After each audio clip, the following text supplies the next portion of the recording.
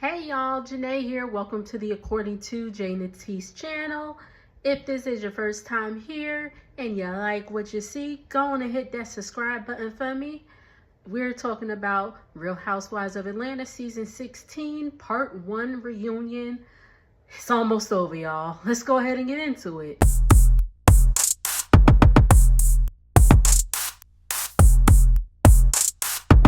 All right, if y'all been watching reunions as long as I've been watching like the Housewives reunions, you know part 1 is not that much. They don't really get into that much stuff. But the ladies are arriving. It is 6:30 in the morning. Ladies are arriving. Portia is asleep. Portia's asleep and people are going around getting ready, checking on each other. And Phaedra, around 8:30, Phaedra realizes Brit is not in her room, not in the dressing room. So she knocks on Portia's door. Mind you, Portia's still asleep. And she's like, what time we got to be there on set? 9 o'clock. So you got 30 minutes, girl. However, Phaedra tells Portia that, you know, Brit's not there and all that stuff. Portia calls Brit. Brit don't answer. Again, call time is 9 o'clock. Drew arrives at 10:15. Everybody starts coming out around like 9:30 or whatever. Andy's just sitting there. They finally get started at 12 noon. Everybody's coming out, and you know, if it's not a Real Housewives reunion special, if we do not talk about how everybody was looking. Phaedra's outfit, I hated. Hated it. I hated it. Hated it. Like, I was like, what does she have on? Kelly's I didn't like either. The thing is, Kelly is short. I'm a fellow shorty. And that was just way too much fabric for her. I was like, what is going on? The outfit is swallowing her. Hated it. Drew looked okay. The little swirl on the hair. I guess it's supposed to be a baby hair, but that was a grown woman hair. A little swirl kind of confused me, but the theme was Grenada. The theme was Grenada, which is their trip that they took. Drew, again, she looked alright. The feathers, okay. Cynthia played it safe. I hated her wig. I hated that her wig was just like, it looked like the wig was just plopped to the side. Now, I don't know much about lace front wigs. I am a natural girl. I've been a natural girly. So I don't know about lace front wigs. Last time I wore a wig, I just slapped it on my head myself. So I don't know anything about the new, let the lace melt and all that. I don't know anything about that. But damn, she could have had like a little middle part. Could have did the, what y'all do, the plucking and all that stuff. She could have did something. But anyway. Angela looked nice. I saw the picture of, you know, her outfit before they premiered it. It looks better in person. It looks better in person.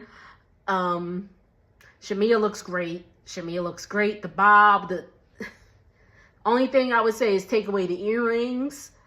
Maybe. Yeah, take away the earrings because she had that piece that was like right there. So it kind of clashes with the earring. Portia ate. Portia ate. Everybody gets started. We find out Portia done had a boob lift. You know, she's had her child. Her things was falling. They back up to where they belong. Good for Portia. Andy tells them that Brit's not going to be there. Everybody was just like, what? Like, wow. Damn. And Brit said that, Kelly said Brit's playing the victim and the villain at the same time. Portia said she spoke to Brit actually the night before, and they was talking like she was coming. She was like, yeah, the husband's gonna be there, husband's baby daddies, all that stuff. They gonna be there. So she was excited for Mike to be there and all that. And apparently Brit is filing a lawsuit against Drew because, and I guess we'll get more into that in part 2. Portia had a YouTube video out where she said that the pictures that Kenya got of Brit were given to her given to Kenya by another housewife who's still on the show. Allegedly, that person is Drew, but then Brit goes around saying that it's not her in the video. So I don't know. Andy congratulates Kelly, Shamia, and Angela on a good first season. They did have a good first season. Shamia came in hot, but then she kind of, Kelly stayed consistent. The whole Brit thing kind of dismantled her, and that's where she kind of lost me at. Angela had a great first season. But, it was all good. It was all entertaining. Shamia started with a prayer before they got into it. Mind you, I'm watching this on Peacock, so they have the extended and uncensored version, so there may be some stuff that wasn't shown on Bravo, but let me know. Portia is saying she wants to go head-to-head with each lady and figure out how to move forward or close the door. Again, Cynthia and the wig, you're not gonna upset me, Cynthia. You're not gonna upset me. Can't even talk. Jesus.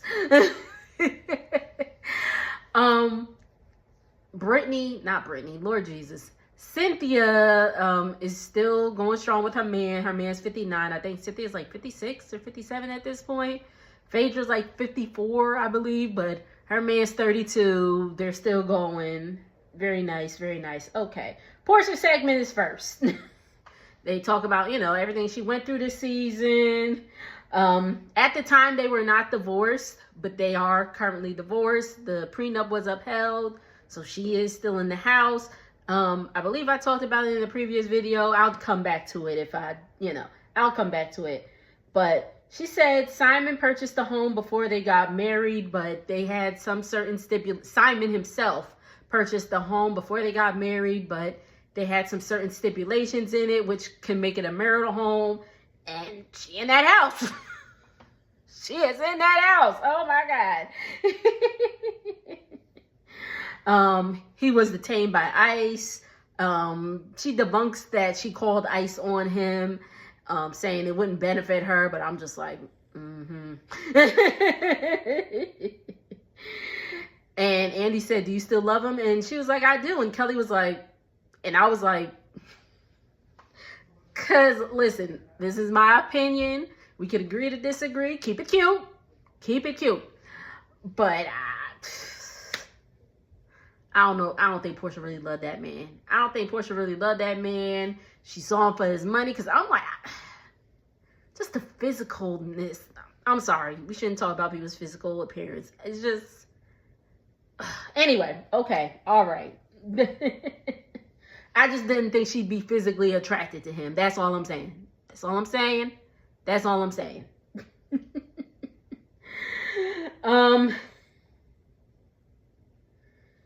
said she did her due diligence. Well, she thought she did her due diligence. She said their prenup took 9 months. And again, they was only, they got together in 2021, got married in 2022, and filed for divorce 14 months later. So I'm like, okay, Portia, okay. She said there were still some untruths in the marriage. Then they get into the whole Kelly asking Portia why she's still that lady husband. Kelly said she didn't do it to be messy. Kelly said the answer she got from Portia was that she really loved him. Kelly still isn't buying it. Neither are we. Portia said that her and Kelly had like a real conversation because, they were both going through divorces. And Kelly's like, you really can't compare. She said you can't compare apples to peaches because I was married for 11 years. You was married for 11 months. That was cute, Kelly. That was cute. And then we get into the whole, did Shamia introduce Simon to Portia? Because I do believe, and let me know if I am wrong, but I do believe, allegedly, I saw on social media, another YouTuber, again, I don't remember who, I apologize, but another YouTuber posted, there was some conversations on Instagram where there was a picture of Portia and Simon, and Shamia commented on it, and Portia was like, thank you, bestie, best matchmaker ever, or whatever. So that's where the whole Shamia introduced her to Simon thing comes up. And we get into the whole Shamia introduced Portia to Simon. Shamia said she did not, but Andy asked Portia did Shamea introduce Simon to you? And she took a long pause and said no. So then she goes into, I got him, I gave him back, we just gonna leave it at that. But the way her facial expressions were, I was like, there may be some truth to that. There may be some. And I don't know why she's trying to cover for Shamea. I don't know. I don't know. They bring up, Dennis and Portia's relationship. A fan asked where they're going to get back together and give Pilar a sibling. And Portia was like, me and Dennis just have a kiki, have a good time. Kelly said, in that man's house. Portia said, no, it's my house. And I was like, let's just get into it. Again, I believe I said it, but the prenup was that Portia can remain in the home for the duration of the marriage, or I think the duration of no, she gets payments like $40K a month for the duration of the marriage, and then something about the house, like she can stay in the house for up to 3 years, but at that point, if she hasn't refinanced it like in her name, then she has to move out and split the proceeds with Simon. So that's what it was. That's what it was. Okay, we're back. They talk about Drew saying Portia's return was a flop. Drew stands on that because, all Portia did was pick on Drew, which, again, it was stupid. That's why I'm like, I don't even care about it. Like, I don't care about it. And she said it was a try hard. All she did was attack Drew. Portia said, you need to worry about who's flipping and flopping with Ralph in the basement. Drew said, Simon says, you have no storyline. That was a good one. The little fun shade is there. I'm loving it. I'm loving the fun shade. Again, the whole back and forth about Drew filming with Dennis, whether she let Portia know, whether she didn't know. I don't care. I don't care. I don't care. Shamea tries to chime in. Drew said, go on and sit on Portia's lap. Because Shamea's the lap dog. Then we get into Shamea saying she asked Drew, did she date Dennis for her? And Angela said she thought Portia told her to leave it alone. Portia said she did tell her to leave it alone. And Portia said Shamea was just like, well, I'm going to just ask if he was effing Drew, if he pulled on that go naked head, all that stuff. And Portia saying, I did not want that question asked. I just wanted to focus on the filming. Shamea's like, you never said that. I guess we're going to get more into them on episode 2. But then Portia gets up and apologized to Drew. They hug it out and all that stuff. She said it was a rough season before Portia. She was in fight mode. She was going through that divorce and all that stuff. At this point now, Portia's officially divorced. So I believe they filmed in early June. So towards the end of June, it came out that she was officially divorced. We get into the whole Brit using Kelly's makeup artist or designer or stylist. Using her stylist for, because Kelly offered the services, but then Brit kind of just used them. And she's like, it's like you want my, again, stupid stuff. Portia said that Brit said that the newbies were supposed to have an alliance to take Portia down. Shamea said there was an alliance with her, Kelly, Brit, and Portia. Portia said she wasn't in that. Angela said, well, I wasn't part of the alliance. I was like, damn, y'all ain't bring Angela in the alliance. She was new. Y'all keep playing on Angela. Again, Kelly is officially divorced. She says she spent $200K on this divorce, and the thing about the bodyguard comes up. She's like, no, I definitely need this bodyguard. Portia said, well, I heard it was just for the show. Whatever. But her restaurant should be opening very, very soon. So maybe not spring, summer, September, maybe August.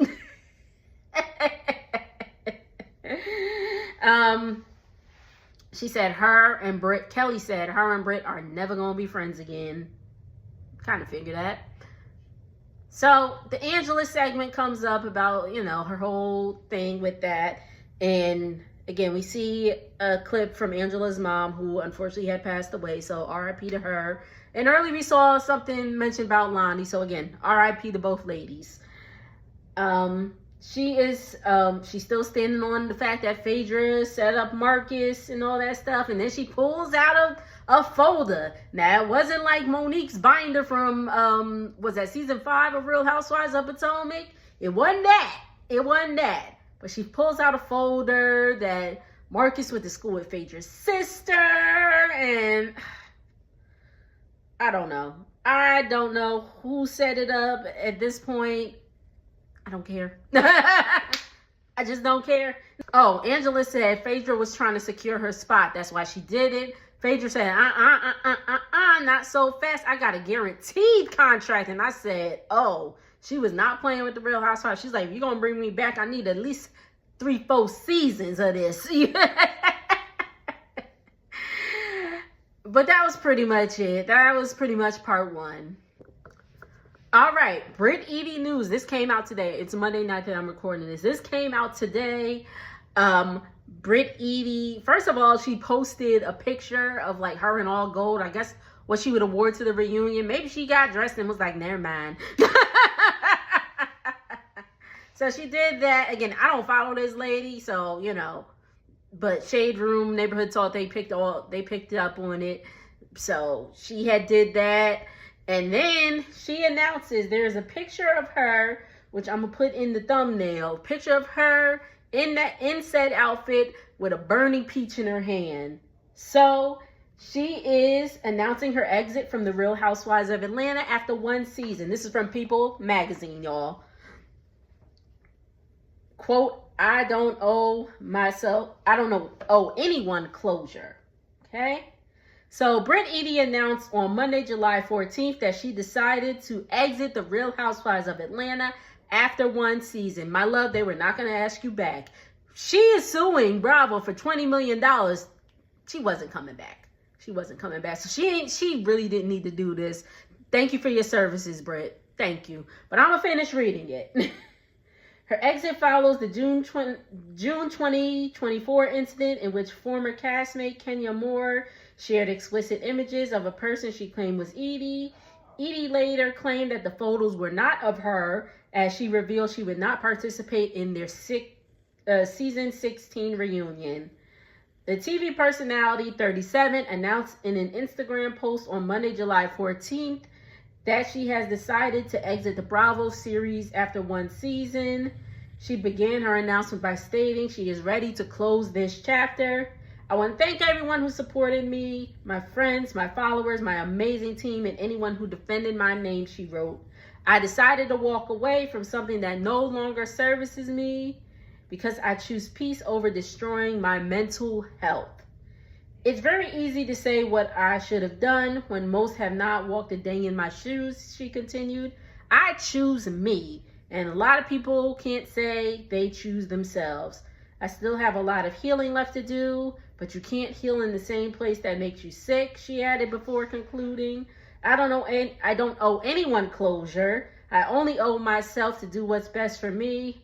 My journey here is done. Once again, we won't miss you. He's playing a game upstairs. If you hear that, I'm sorry. We won't miss you, Brit Edie. Thank you for your services. And that's it. What are y'all thinking of the part 1 reunion? Let's talk about it. Drop down in the comments. Again, make sure to like, comment, and subscribe. I will see y'all on the next video. Later.